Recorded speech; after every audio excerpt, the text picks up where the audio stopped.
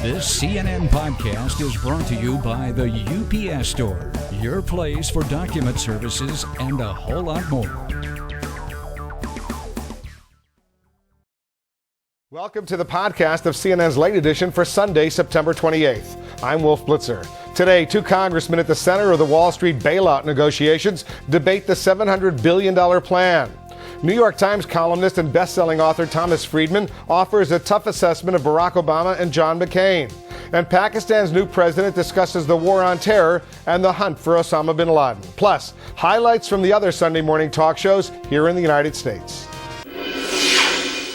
Massachusetts Congressman Barney Frank is the Democratic chairman of the House Financial Services Committee, and Virginia Congressman Eric Cantor is the deputy Republican whip in the House. To both of you, Congressman, thanks very much for joining us. Congressman Cantor, I'll ask you first, since the House Republicans were largely complaining about this proposed deal, are you ready to sign on? Will you vote yay as opposed to nay? Well, Wolf, I think the devil is in the details, and as you know, in Washington, there may be a tentative deal, but oftentimes when the writing starts, the renegotiations begin.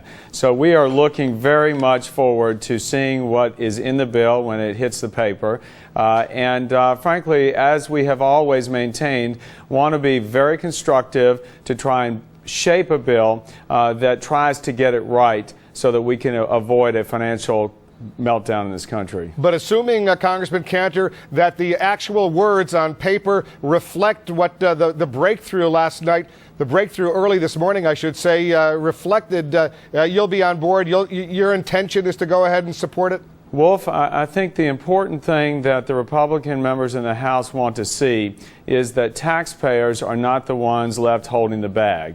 And that's why we have put forward this insurance guarantee program that hopefully will be seen to be a mandatory program set up by Treasury that will allow investors to purchase insurance coverage. So again, it will be funded by Wall Street, not the taxpayers, and it will be aimed at those asset classes out there that frankly are performing but have been the victim of the real toxic stuff. And the principle of trying to unleash private capital to rejuvenate the markets, together with having Wall Street pay, not the taxpayers, is really what is behind our proposal. So I believe if we see that in language, then we can go forward. But again, I've not seen the language, so we are not ready at this point to say that a deal is done. All right, Congressman Frank, you're the chairman of the House Financial Services Committee. You were right in the middle of all these crisis negotiations. Are you going to be able to satisfy those concerns you just heard from Congressman Eric Cantor? Well, I'm puzzled by them. First of all, the House whip, the minority whip, Roy Blunt, the number two man in the Republican House hierarchy, was in on all the negotiations. It was, of course, a bill that was initiated by President Bush and Secretary Paulson. So this is a Bush administration initiative. We Democrats accepted the Secretary and the Chairman of the Federal Reserve's view that if we did not do something, there would be a terrible disaster.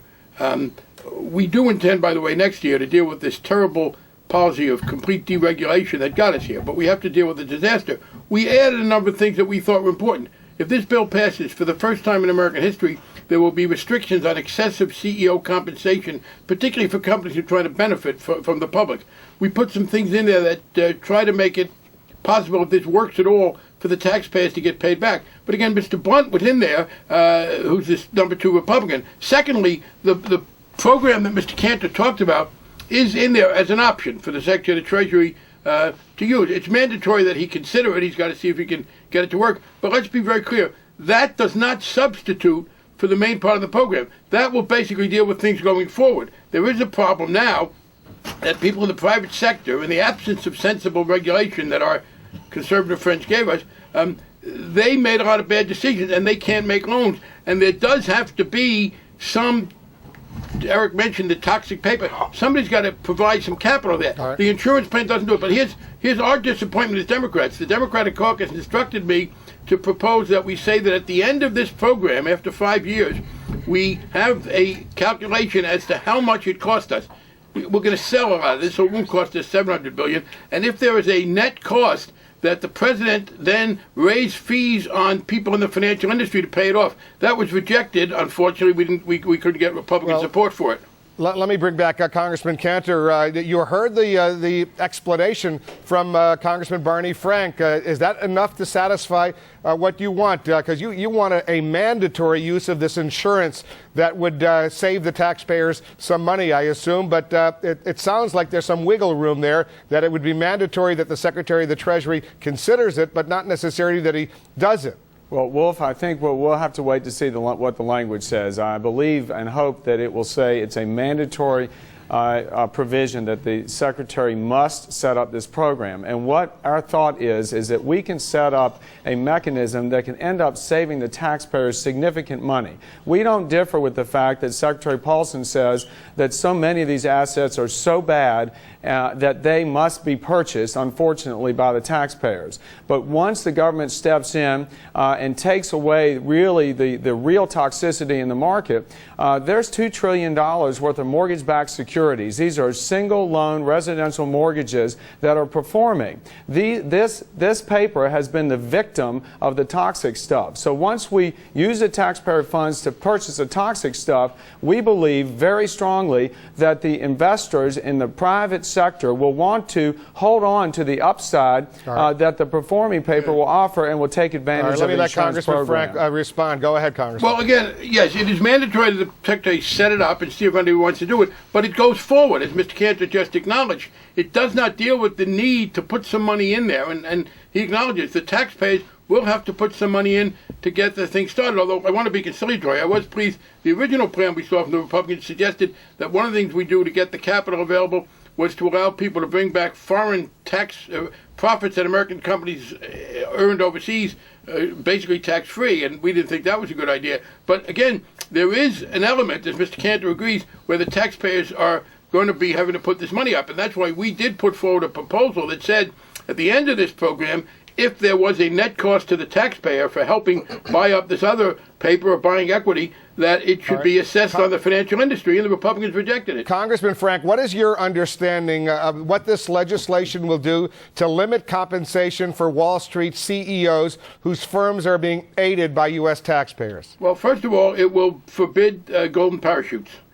We just saw a crazy example where Washington Mutual, the guy was going to get $18 million for a couple of weeks' work. Sheila Bair, the excellent chairman of the FDIC, vetoed that. But you people have read about these companies that were bought out or went out of business and people going away with $15, $20 million. It will make it illegal. If they get help from the government, they can't do that. Secondly, we have what we call a clawback provision. A lot of these companies have had rules where if a certain target is hit, the executive gets a bonus, and then it turns out a couple of months or a year later that the target wasn't really hit. There was some accounting tomfoolery or some bad guessing. We require that they have a plan. The Secretary has to do up the regulations where they would have to return the money.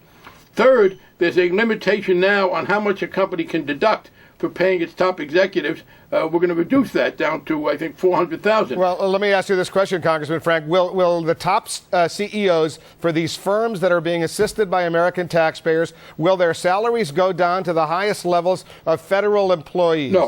No, that was a proposal that, frankly, no one was advocating on either side. And I have to say this, we had some obstacles.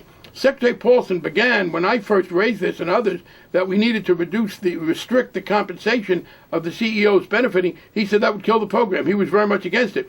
We spent a lot of time persuading him, and he had some support from others, but frankly here, a lot of Republicans joined the Democrats and said, no, you have to have some restrictions. But the notion of getting it down to whatever, 400,000 total, had no support. By the way, these are not everything I'd like, but it's an important precedent that we are, for the first time in American history, putting some limits on these, and I hope we can generalize that more next year. Is that okay with you, Congressman Cantor? Well, Wolf, I don't think that we should have any executive in a failed institution calling on the taxpayers to help them be bailed out, be able to benefit from that. So I think that the principle is sound. I am not necessarily advocating going forward that the federal government be able to set salaries across the board for any company. I think that that is just not what we're about. We are a free market country. We've always been a free market country.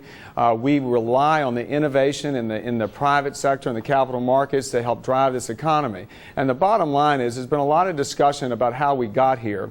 And there's no question a lot of blame to be had both in the business community on Wall Street, but certainly here in Washington. And I think the taxpayers are really sick and tired of the fact there's no accountability in Washington and there's no accountability in Wall Street. And again, that's why the Republicans in the House stepped forward and said, you know what, we want to make sure that Wall Street shares in paying for cleaning up this mess. And